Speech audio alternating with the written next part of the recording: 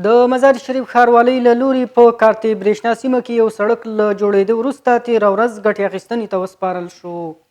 د یادې سیمې اوسیدونکي شکایت کوي چې لازمو اسانتیاوو ته لاسرسی نه لري، خو د دې سړک په جوړېدو سره د سیمه ییزو مسؤلانو څخه مننه کوي او د اسلامي امارت مسؤلانو څخه غواړي چې مربوطه سیمې رغنیزو چارو لپاره لازم ګامونه پورته کړي. ما خوش هستیم همی که یک مدت میشه همی در این ساحه چیز ما همی کارت برشنا همی امارات یک پلان گرفتن که تا همی سرک کانکریت ریزی و جویای پخته اعمار کنن. شهرواری ما بسیار خوش هستیم از پیششون، خداوند خیرشون بده.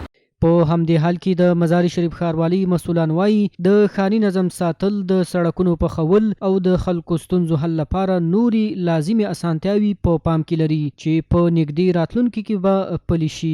اکثرش پروژه نو است که شروع کردیم به داوطلبی انداختیم، بعضیا برنده شده در پشت کارش گشتگی است که خلاص کنه او انشالله به زودترین فرصت هم 21 پروژه را د شهر انشالله تطبیقش میکنیم بخیر. د یادونې وړ ده چې له 100 ډیرې پراختیایي پروژې به په بیلابیلو برخو کې په دې ولایت کې پیل شي.